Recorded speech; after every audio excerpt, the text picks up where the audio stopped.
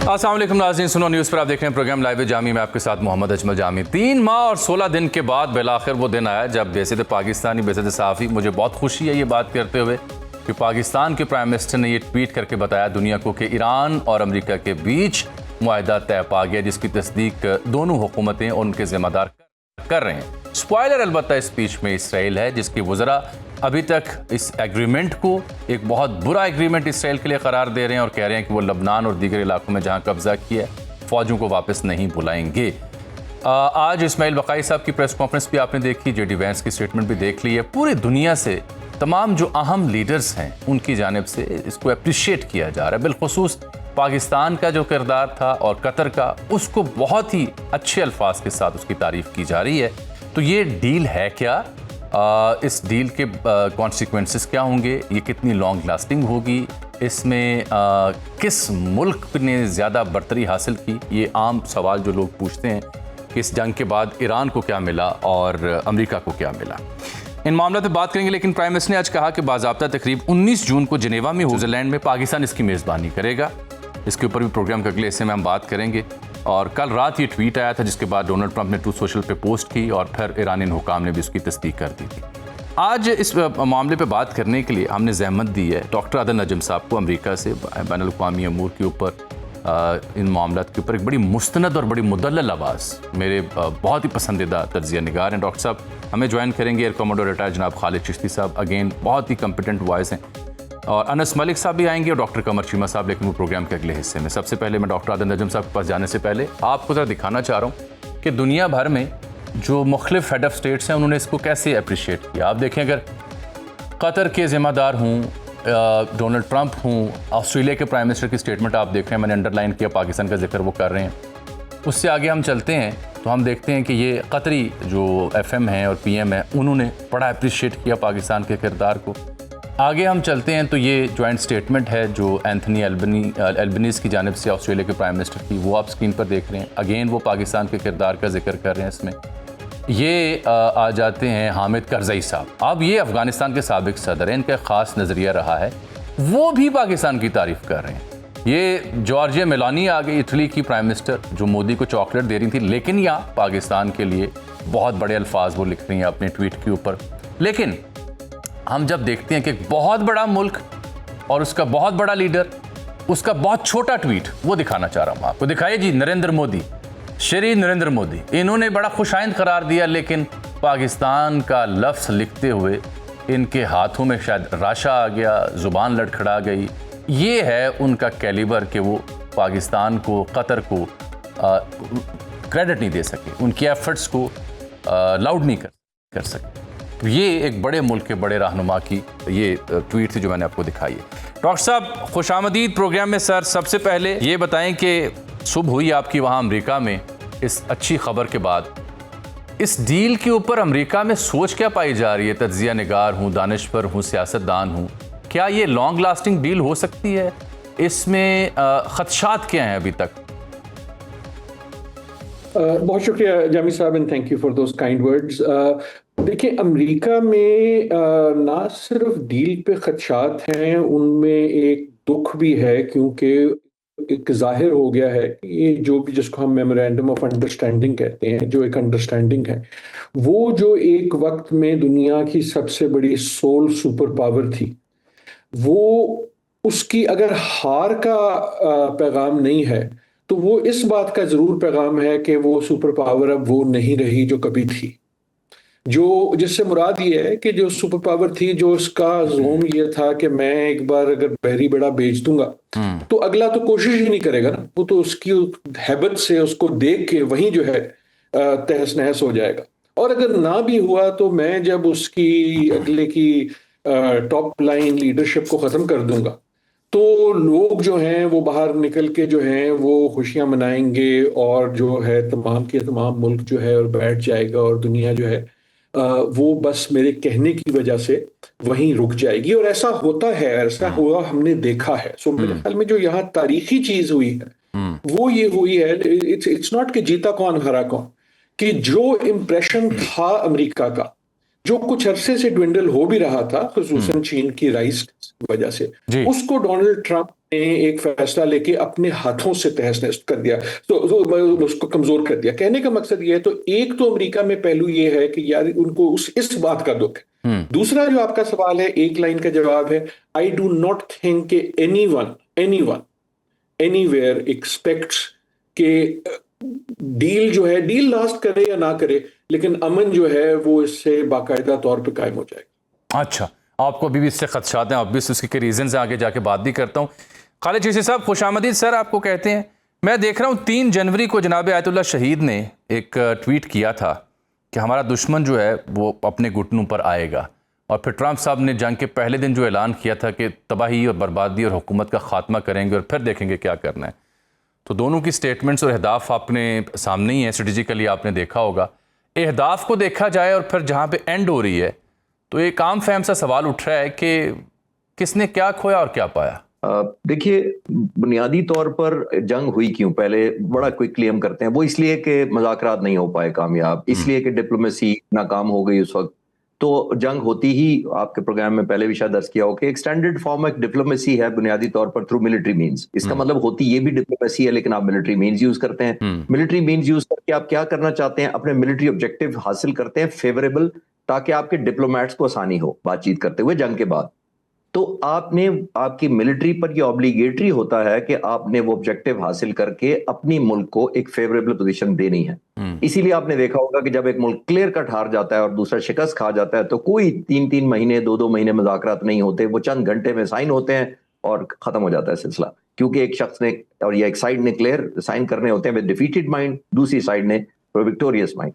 तो अब president Trump ने जो एक्सपेक्टेशन पैदा की थी और अपने पॉइंट ऑफ व्यू से ठीक पैदा की थी, वो अभी भी सुपर पावर है, अभी भी सबसे बड़ी मिलिट्री है। लेकिन अगर मुझसे आप ये पूछेंगे कि उस मिलिट्री ने उनके डिप्लोमेट्स को वो फेवरेबल या क्लियर कट विक्ट्री दी जो उनके मुज़ाकरात में मदद करती, वो नहीं दी। जब वो नहीं दी तो ईरान को एक न्यू फॉर्म लीवरेज मिल गई। दोनों में रिलेटिव टर्म है, अगर एक नहीं कर सका तो फिर दूसरे ने किया। तो ईरान ने एक न्यू फॉर्म लीवरेज हासिल की, स्टेट ऑफ हॉर्मुज़ की। खामेनाई साहब की जो आप कह रहे थे कि उन्होंने कहा कि घुटनों पर टेकने पर मजबूर का, खामने साहब ने एक और भी कहा था, उन्होंने कहा था हम जंग को रीजनलाइज कर देंगे, और वो हो गई।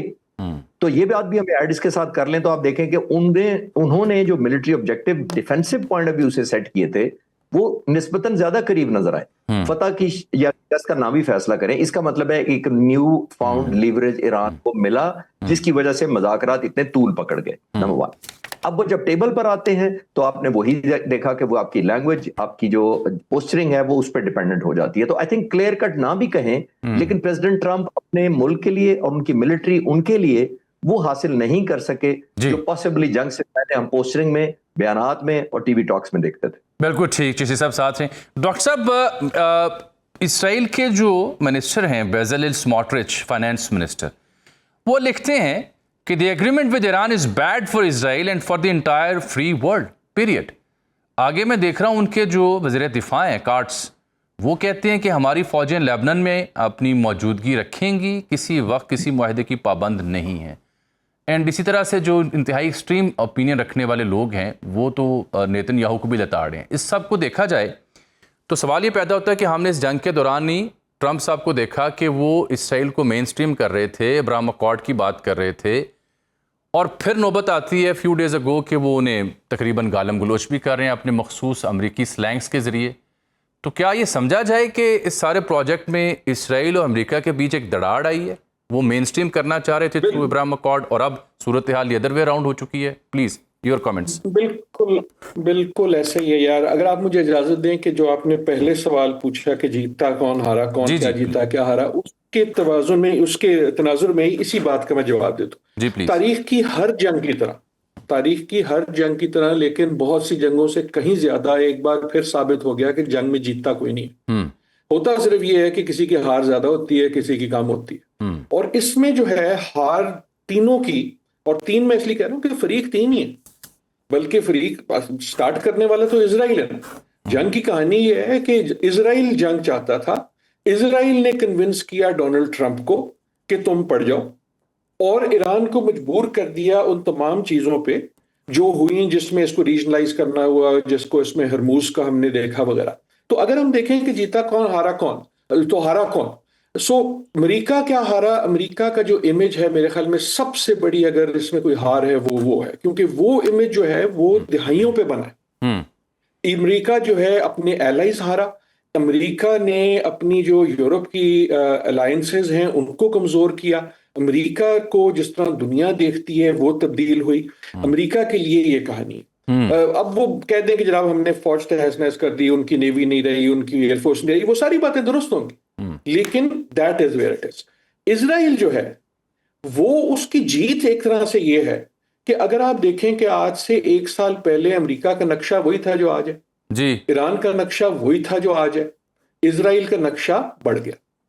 इजराइल ने पहले जो है सीरिया के लैंड पे कब्जा कर लिया, गजा जो है वो कहता है जनाब 70-80% अब हमारा हो चुका है, और लबनान जो है उस पे उसने कब्जा कर लिया। तो उस लिहाज से तो इजराइल की जीत हुई। एक और जो लिहाज है जिससे इजराइल की जीत हुई, डिस्पाइट जो आपने बात की, इजराइल की जो ख्वाहिश थी पिछले 40-50 साल की कि मैं अपने नेबर्स को लड़ा दूं, इजराइल का तो मौक़िफ़ हमेशा ये रहना कि यार मैं छोटा सा हूं, ये सारे मुझ पे पड़ जाते हैं, क्योंकि मैं इनको लड़ा दूं।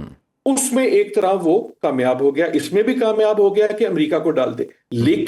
लेकिन कामयाबी इसलिए नहीं है कि जो इजराइल की सबसे बड़ी ताकत थी वो जो है अब उसमें दरार पड़ गई है, and that has always been the ability to tell America कि तुमने क्या कर।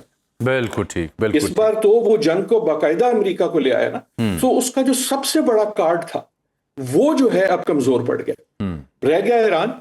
ईरान की अगर कोई जीत है तो वो ये है कि वो खड़ा हो गया, दुनिया अब उसको मुख्तलिफ तरीके से देखती है। प्रोबेबली सैंक्शंस जो हैं अगर आज नहीं, इस MOU की वजह से नहीं, किसी ना किसी तरह आप देखेंगे बैकडोर से, फ्रंट डोर से वो मुधम पड़ जाएंगे।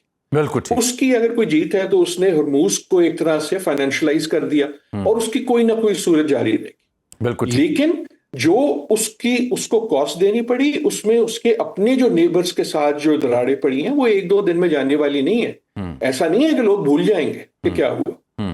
उनके अपने जो हमसाए हैं, ऐसा नहीं है कि जो लोगों पे क़यामत गुजरी है उसकी कोई कीमत नहीं होगी। अभी तक तो मुल्क यकजा है ना, लेकिन जैसे ही जंग गोलीबारी खत्म होती है तो फिर लोग पूछेंगे आटे दाल का भाव। सो उसको वो कीमत देनी पड़ी। सो इन सम वेज तमाम जो 3 मेजर फरीक हैं they have come out very wounded and और मेरे ख्याल में इजराइल की अगर जो सबसे बड़ी इसमें हार हुई है वो ये हुई है कि उसका जो सबसे बड़ा मिलिट्री एसेट है अमेरिका, जो उसकी अलायंस है US के साथ, अगर वो टूटा नहीं है तो वो पहली बार हम सब की जिंदगी में कमजोर पड़ गया। बिल्कुल ठीक। डॉक्टर साहब मेरे साथ हैं। यही सवाल सर चिश्ती साहब आपकी खिदमत में कि देखें आज कह भी रहे थे इस्माइल बक़ाई साहब कि हमने अपनी अहम तरीन आला क़यादत खोई है इस जंग में, जो नहीं हम भूलेंगे, जो मज़ालिम हुए, मुआहिदा भी हो गया तकरीबन। अगर मैं आपसे ये समझना चाहूँ कि अब इसके बाद दोबारा इसराइल ईरान पे हमला करता है या कभी अमेरिका हमला करता है तो उनके लिए टेक अवे क्या है इस सारे 3 माह और 16 दिन के बाद कि अब ये वो ईरान नहीं है जो जंग शुरू करने से पहले उनके एंटिसिपेशन में था? जावी साहब देखिए, मेरा ख्याल है कि अमेरिका को ईरान के साथ अपने कॉन्फ्लिक्ट्स की सिर्फ और किसी की ना भी पढ़े तो अपनी तारीख पढ़ लेनी चाहिए। आप जब से ये हुकूमत आई है 47 साल पहले, आपको याद होगा प्रेसिडेंट रोनाल्ड रेगन ने बहुत प्रेशर डाला ईरान पर तो इन्होंने हिजबुल्लाह कायम कर ली। फिर उसके बाद प्रेसिडेंट क्लिंटन आए, जब उन्होंने प्रेशर डाला तो इन्होंने अपना न्यूक्लियर प्रोग्राम शुरू कर दिया। फिर जॉर्ज W. बुश आए जिन्होंने ईरान को कहा कि ये एक्सेस ऑफ ईविल है, इतना प्रेशर डाला कि ईरान ने अपना बैलिस्टिक क्रूज मिसाइल शुरू कर दिया। एक सदर सिर्फ ऐसे हैं president Obama, apart from it कि उन्होंने दुनिया में और बहुत सारे कॉन्फ्लिक्ट किए, उन्होंने एक JCPOA किया बगैर जंग लड़े, सिर्फ डिटरेंस के थ्रू। 2 सदूर ऐसे हैं अमेरिका के जिन्होंने इस पिछले 47 सालों में जिन्होंने किसी ना किसी शक्ल में मिलिट्री ऑपरेशन इम्पोज किया ईरान पर। एक हैं जिमी कार्टर, 24 और 25 अप्रैल 1980 वो ऑपरेशन ईगल क्लॉज उन्होंने किया था अपने डिप्लोमेट्स की रिहाई के लिए। 52 डिप्लोमेट्स ईरानियों ने पकड़े हुए एम्बेसी के लोग, उनको ऑपरेशन के जरिए डेल्टा फोर्स को हुक्म दिया गया। मेरा ख्याल है चिश्ती साहब उस पे फिल्म भी बनी हुई है हॉलीवुड की, कोई अब मेरे ज़हन से नाम निकल गया। जी उस पर फिल्म भी बनी हुई है, और फिल्म इसलिए बनी थी कि वो बुरी तरह नाकाम हुआ था। उसके अंदर 8 अमेरिकन अपनी जान से गए थे। 8 हेलीकॉप्टर तबाह हुए, एक C-130 और एक हेलीकॉप्टर आपस में टेक ऑफ के वक्त टकरा गए क्योंकि डस्ट स्टॉर्म आ गया था।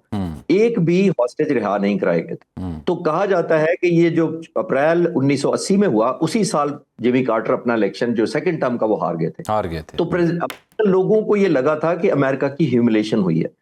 अनफॉर्चुनेटली प्रेसिडेंट ट्रंप ने एक दफा नहीं 2 दफा हमला किया पिछले 10 महीनों के अंदर। तो ये अमेरिकन लोगों ने सोचना है कि टेक अवे था। पहले सवाल के जवाब में मैंने पहले ही अर्ज किया कि ये टेक अवे नहीं था, ये बहुत अरसा पहले हो जाना चाहिए था कि इसको सीज फायर होना चाहिए, तो एग्जीक्यूशन नहीं होनी चाहिए थी। लेकिन क्योंकि ईरान ने अपनी न्यू फाउंड लीवरेज हासिल कर ली, तो वो नेगोशिएशन की टेबल पर उस तरह नहीं आना चाहता था। और वो आपने बिल्कुल ठीक कहा कि ईरान ने क्या टेक होम किया। ईरान ने पिछले जो JCPOA है उससे टेक होम ये किया था कि उसके voluntarily 8 ton nuclear rich material दे दिया था प्रेसिडेंट ओबामा के कहने पर या नेगोशिएशन टेबल पर, और वो कैस्पियन सी के जरिए रूस को दिया गया था। तो अब ईरान सोचने में लॉजिकल है क्रेडिबिलिटी पॉइंट ऑफ व्यू से कि अगर मैंने 8 टन दिया था 2015 में और फिर भी मुझे अमन भी नहीं मिला, सैंक्शंस भी नहीं उठी, इकोनॉमी नहीं बेहतर हुई और करेंसी भी नहीं बेहतर हुई और रजीम चेंज का शौक उनका अभी तक चल रहा है, तो फिर वो समझेगा कि 440 ग्राम जो मैंने अभी देना है ये पूरे 18 गुना कम है उस मटेरियल से जो उस वक्त दिया था। तो जब 18 गुना ज्यादा दिया काम नहीं आया, तो 18 गुना कम दिया कैसे काम आएगा? आई थिंक लेजिटिमेसी है। आखिरी जुमला ये है कि प्रेसिडेंट ट्रंप का अब ये रिकवरी टाइम है कि जो जंग हो गई सो हो गई, इट्स पास नाउ। अब उनको देखना है कि उन्होंने अपनी फर्दर क्रेडिबिलिटी को कॉम्प्रोमाइज करना है या रिकवर करना है बाय सेइंग कि जो मैं मुआहदा करूं उसका पैरा भी दे सकता हूं। Very true. डॉक्टर साहब, ये अगर मैं जानना चाहूँ पाकिस्तान के पॉइंट ऑफ व्यू से कि पूरी दुनिया तो तारीफ़ कर रही है और हम इमर्ज हुए हैं, अनबिलीवेबल था पाकिस्तान की जो इंडिया जंग से पहले की पोजीशन थी डिप्लोमेटिकली, जब जयशंकर कहा करते थे कि पाकिस्तान है कौन जानता है उसे। तो अब उसकी जो अहमियत है पूरी दुनिया उसको क्रेडिट दे रही है, अप्रिशिएट कर रही है। पाकिस्तान को क्या मिला इस सारी एफर्ट में, इस सारी काविश में, और क्या जो इंटरनेशनली हमें एक्नॉलेजमेंट मिली वो हम ट्रांसलेट कर पाएंगे for our economic benefits, for our political stability and other issues? यार मेरे ख्याल में वो जो हम बात कर रहे थे ना, जीता कौन, इसमें पाकिस्तान की यकीनन जीत हुई, लेकिन इकोनॉमिक बेनिफिट या पॉलिटिकल स्टेबिलिटी इन अ वे छोटी चीजें हैं। हमें जो मिला है उससे बहुत बड़ा है। अच्छा, वो क्या है? हमारा हमेशा से, आपने कई बार अपने प्रोग्रामों में इसकी बात की है, जो एक बहुत बड़ा एक बोझ हमारे कंधे पे था ना, वो इमेज का था। जी जी जी। कि एक हमारा हरीफ ऐसा है जिसने एक तरह से फॉरेन पॉलिसी का गोल बना लिया है कि पाकिस्तान के इमेज को खराब करना हो। अगर कोई आप लफ्ज पाकिस्तान कहते थे दुनिया में, तो उस पे जो भी लफ्ज आते थे वो तमाम के तमाम नेगेटिव थे। और इन अ वे द मिरेकल इज कि how quickly that has turned. और वो कोई इश्तिहारबाजी स्लोगनबाजी से नहीं टर्न हुआ, वो टर्न हुआ है by remaining on principle, by remaining a reliable, reasonable, honest mediator on principle. तो मेरे ख्याल में इस बात की जो वैल्यू है ना, वो कोई इमीडिएट आपको पे ऑफ मिल जाए, यहां से कोई IMF को लोन मिल जाए, वहां से कोई मराहत मिल जाए, उससे कहीं ज्यादा है। क्योंकि अगर हम इसे मेंटेन करते हैं और कर सकते हैं इंशाल्लाह, तो उसका पे ऑफ जो है वो लॉन्ग टर्म होता है, बजाय इसके कि एक बार की ट्रांजैक्शन होना कि अच्छा यार मैं कितना तुसी मैनू दे दियो कुछ, फिर मुझे कोई अंगूठी शंगूठी दे दे बादशाह साहब। उससे कहीं ज्यादा ये बड़ी बात है। आप देखें जो आपने दिखाई शुरू में बताई हमें, जो बयान आ रहे हैं वो किस बात के आ रहे हैं? वो ये नहीं आ रहे कि डील बड़ी अच्छी है। देखिए, डील पाकिस्तान की नहीं है, डील जो है वो अमेरिका की और ईरान की है।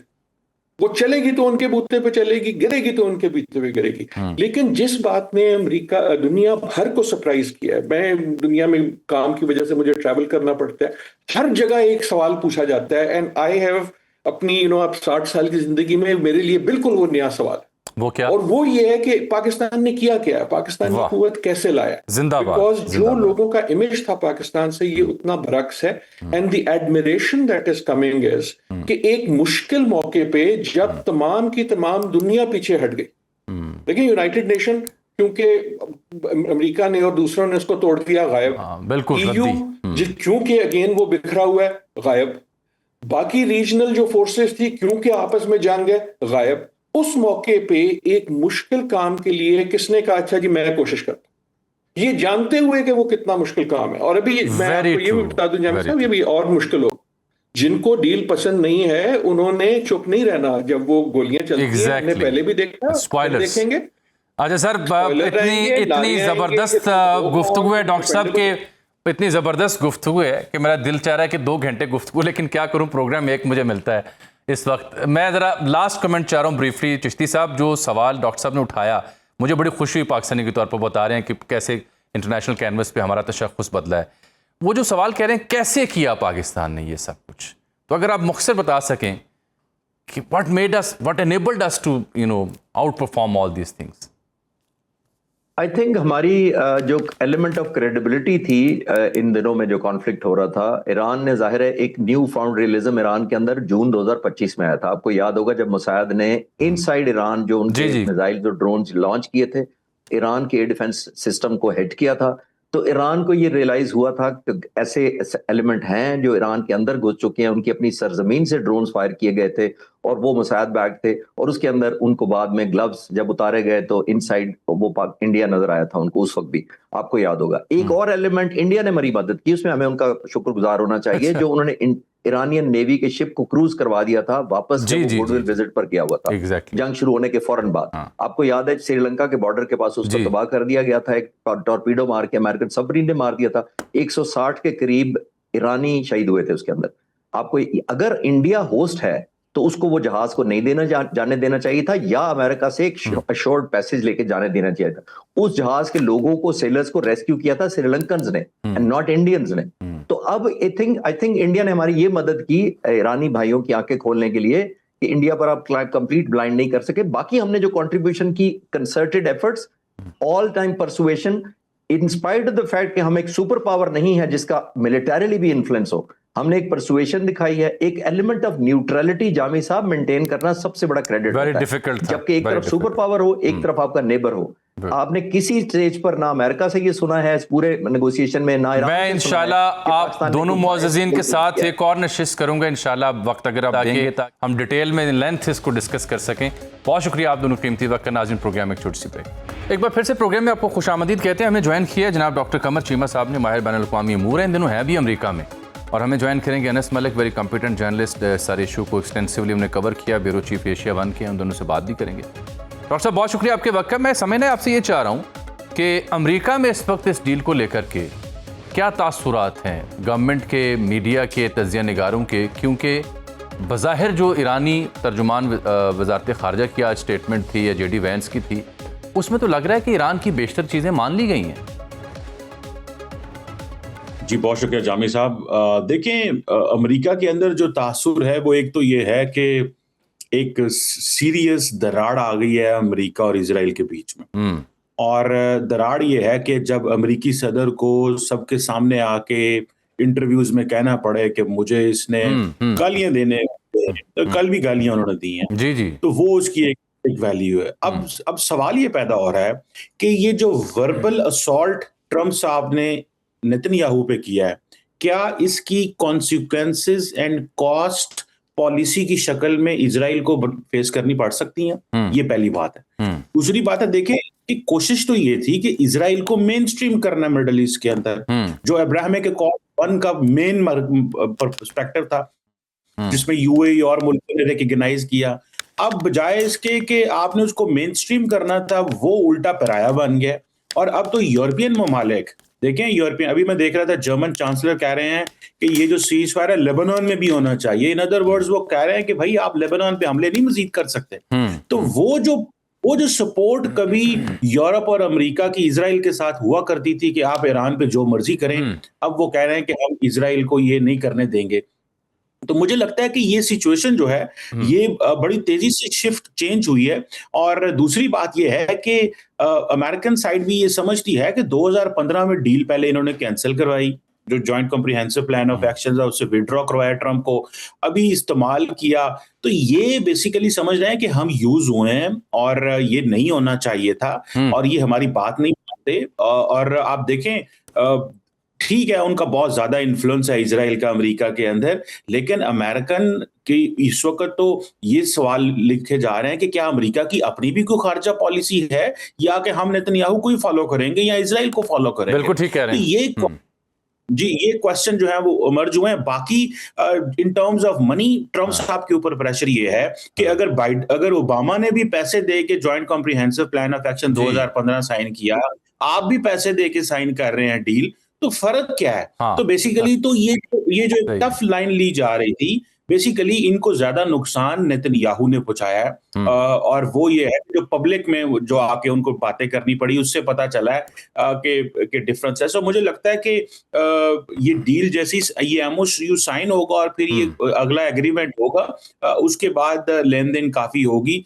इजराइल अब ज्यादा समझे गंद करना चाहता है। अब देखते हैं कि ये इसको कैसे रोक पाते हैं। बिल्कुल ठीक। क्योंकि मैं इस सिलसिले में जो इनके इसराइली वज़ीर दिफा हैं और दीगर जिम्मेदार उनकी स्टेटमेंट्स मैंने रखी हैं, अभी दिखाता भी हूँ अपने देखने वालों को कि what they are up to.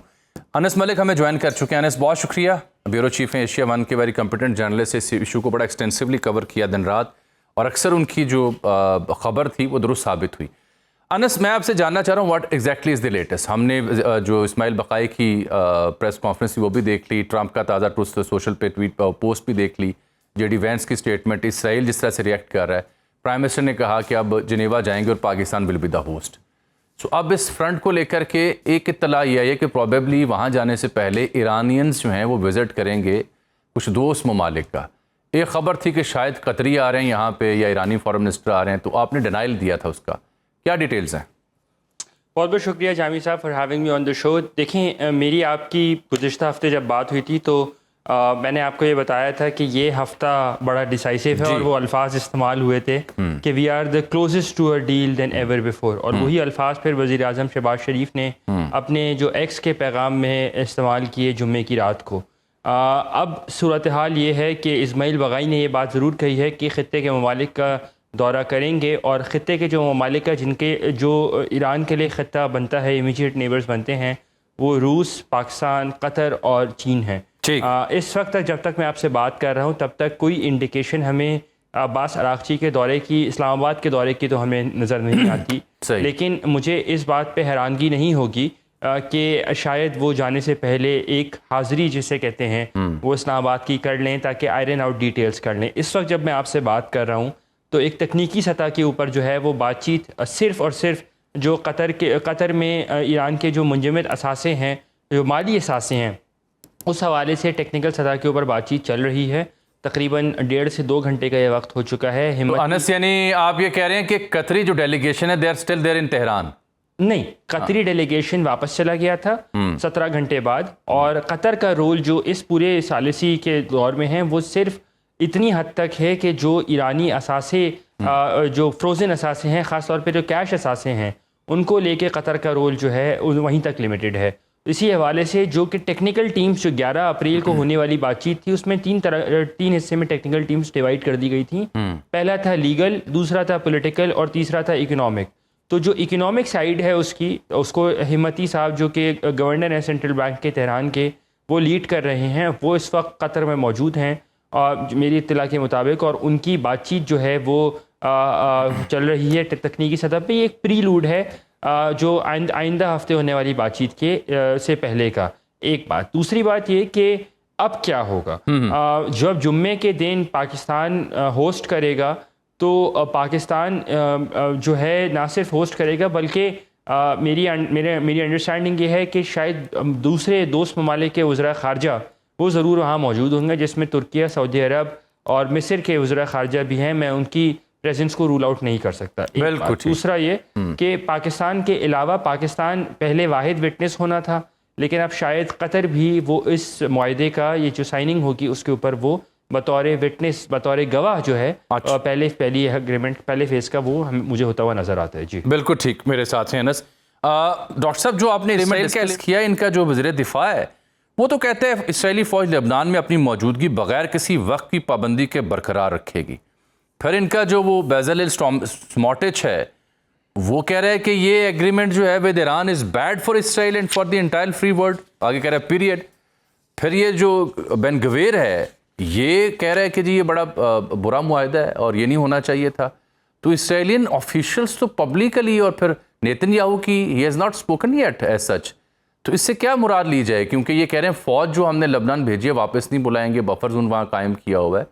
तो ईरान की तो इस पर बड़ी एक वाज़ेह पोजीशन है, और मुआहदे के जो अभी तक ख़िदोखान है उसमें तो लबनान का जिक्र है। ख़ुद प्राइम मिनिस्टर की शहबाज शरीफ जब अनाउंसमेंट की तो उसमें इंक्लूडिंग ऑल फ्रंट्स यानी लबनान का जिक्र किया गया था। क्या समझूं मैं इससे? देखिए, इससे भी आगे अगर आप चले जाएं तो वो कह रहे हैं कि जो लेबनान, सीरिया और गजा के अंदर टेरिटरीज हमने होल्ड की हैं वो हम छोड़ेंगे नहीं, वापस नहीं करेंगे। तो ये है ग्रेटर इजराइल, ठीक है जी, क्योंकि आपने अपने आप को एक्सपैंड किया, आप अपने बॉर्डर से बाहर चले गए हैं, बफर जोन के नाम पे, व्हाटएवर जो भी कहें आपको। दूसरी जो आप बात कह रहे हैं, देखिए ये जो बेन गुवेर वो उनका नाम ले रहे हैं, ये सारे बेसिकली ये हार्ड लाइनर फंडामेंटलिस्ट हैं। ये वो लोग हैं जिनके ऊपर नेतन्याहू की हुकूमत जिंदा है। इनको अगर आप देखें, ये बेसिकली ये कुछ लोग हैं, कुछ यानी कि मेंबर्स हैं जो पार्लियामेंट के, जिनके साथ इनका कोलेशन है और इनके ऊपर बेसिकली जिंदा है और ये अपने आप सर्वाइव कर रहे हैं। तो नेतन्याहू एक साइड पे इन हॉक्स को आगे करता है, ऐसे जी मैं तो मेरी वो तो जी कोलेशन है, मैं कुछ नहीं कर सकता।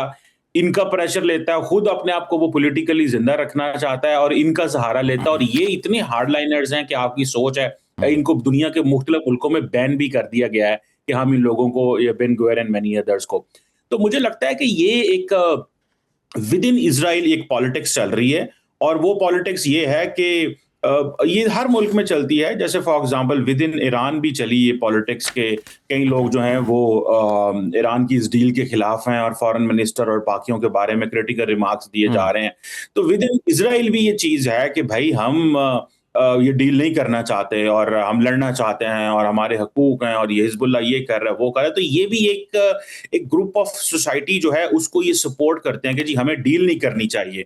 तो ये मेरा ख्याल है ये जानबूझ के ये दराड़ वहां पे मौजूद है, और मेरा ख्याल है इसको अमेरिकन ही इसको कंट्रोल कर सकते हैं। लेकिन अमेरिका का प्रॉब्लम यह है कि ना तो वो एड बंद कर सकता है, ना मिलिट्री असिस्टेंस बंद कर सकता है, ना डिप्लोमेटिकली वो चीजें कर सकता है। लेकिन ये जरूर हुआ है कि first time ever in the history of the United states किसी अमेरिकन प्रेसिडेंट ने आज तक जो उन्होंने इसको कहा है नेतन्याहू को, ये कभी किसी अमेरिकी सदर ने पब्लिकली नहीं। बिल्कुल ठीक। ये चीजें जो उसकी तस्दीक भी वो करते हैं अपने इंटरव्यूज़ में, जहाँ जहाँ बात करते हैं वो बराक रेवर्ड बिलखुसूस से कोट भी करता है अपनी स्टोरीज में। बिल्कुल ठीक कह रहे हैं sir, this will be a real problem. Anas Malik साहब, अगर मैं आपसे जानना चाहूँ कि जुमे को 19 तारीख को जनेवा में मंजरनामा क्या होगा और पाकिस्तान बीइंग होस्ट क्या तैयारियाँ कर रहा है, जुमे के बीच 3-4 दिन अभी हैं, इन 3-4 दिनों में क्या डेवलपमेंट्स हो सकती हैं और वो जनेवा जुमा वो मंजर क्या होगा? देखें, अभी से लेके आज पीर के दिन हम बात कर रहे हैं, तकरीबन 4 रोज़ बचे हैं। पाकिस्तान और पाकिस्तान के साथ जो दूसरे सालिस हैं और फिर बकिया फैसिलिटेटर्स हैं, उनका एक फ़ोकस है कि किसी न किसी तरह इस जो मुआहदे की जो डील है उसकी पासदारी की जाए, और पासदारी दोनों साइडों से होनी है, जो कि लेबनान का मामला है जिसमें हिजबुल्लाह को कंट्रोल करना है और इजराइल को कंट्रोल करना है। तो उन दोनों के ऊपर फोकस है, नंबर 1। नंबर 2, जुम्मे के दिन मंजरकशी कुछ इस तरह से है कि बाकर कलिबाफ साहब जो हैं वो पहुँचेंगे, ईरानी वफ़द की सरबराही करते हुए उनके हमरा सैयद अब्बास अराक़ची होंगे।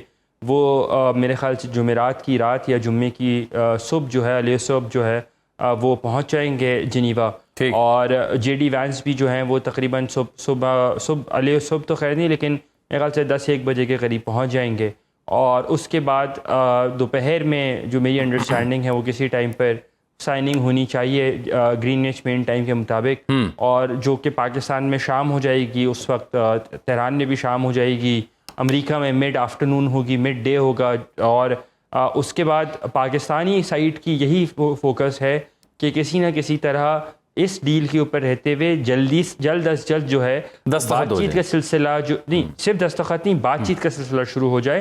दस्तखत के बाद, क्योंकि अगली दस्तखत तो एक पार्ट है, उसके नेक्स्ट स्टेप्स जो हैं, इम्प्लीमेंटेशन मैकेनिज्म जो है उसको भी आगे लेके चलना है, क्योंकि 60 रोज़ की विंडो कहने को 60 रोज़ हैं, लेकिन 60 रोज़ गुजरते हुए पता नहीं चलता, ज़्यादा टाइम नहीं लगता।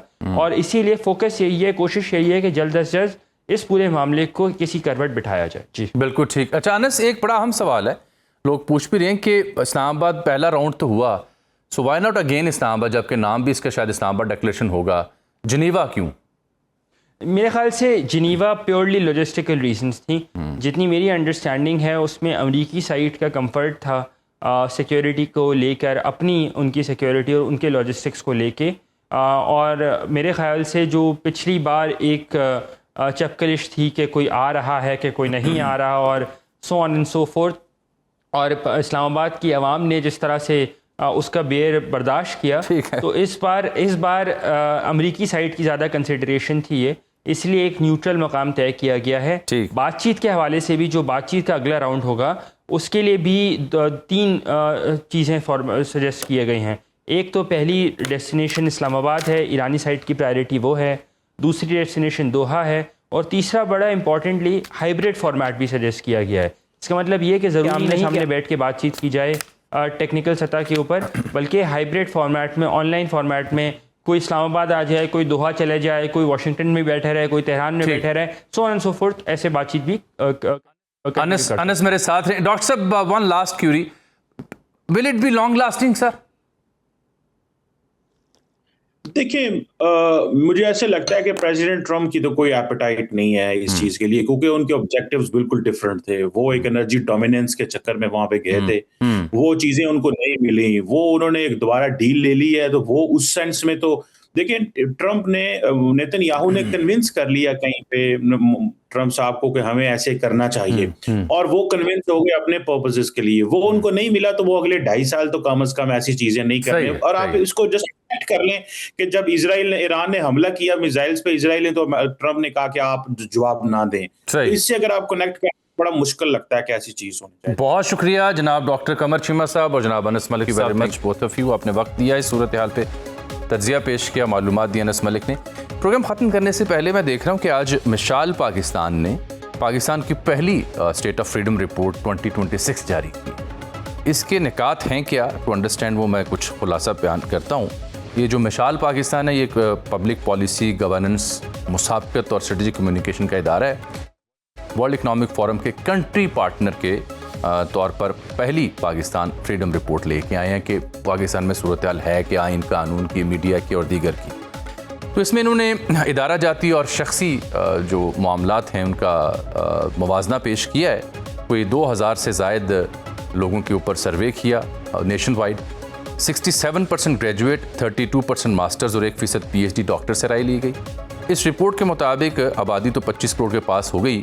64% आबादी पाकिस्तान की 30 साल से कम उम्र है, यानी यंगेस्ट लॉट पाकिस्तान में सबसे ज़्यादा है। 19 करोड़ 50 लाख से ज़ायद मोबाइल कनेक्शंस हैं पाकिस्तान में। और पाकिस्तान की जो IT और फ्रीलांस बरामदात हैं वो $3 अरब से तजावुज़ कर चुके हैं, यानी इसमें स्कोप है इस शोबे में। 120 से ज़ायद TV चैनल्स और FM रेडियो स्टेशंस हैं। सर्वे के मुताबिक जो मालूमात का हसूल है काम बंदे के लिए, वो डिजिटल प्लेटफॉर्म्स की जानिब मुंतकिल हो रहा है, दैट इज़ क्वाइट ऑब्वियस। और डिजिटल रसाई जो है वो अहम ज़रिया बन चुकी है मईशी तरक्की का भी, मुआशी तरक्की का भी। 77% पाकिस्तानी जो राय में आए वो अपना जो पेशा या काम कर रहे हैं उससे ख़ुद को अपना इंतखाब दुरुस्त साबित कर रहे थे। 75% शहरी कारोबार के हवाले से भी मुस्बत राय रखते हैं, हालांकि इसके बरक्स ओपिनियन भी पाई जाती है। और साथ में देख रहा हूँ कि इसमें रजिस्टर्ड वोटर के बारे में बताया कि 12 करोड़ 85 लाख हैं। ख़वातीन की 60 नशिस्तें हैं। वफाकी काबीना में शमूलियत ख़वातीन की 9 to 10% है, ये कम है। वैसे ख़वातीन की लेबर फोर्स में शिरकत 20 से 25% है। अक़लियतों के लिए कौमी असम्बली में 10 मखसूस नशिस्तें। सुप्रीम कोर्ट की इंसाफ की सूरत हाल का हम जिक्र करें तो 59,000 से ज़ायद मुकदमात अभी भी ज़ेर समात हैं।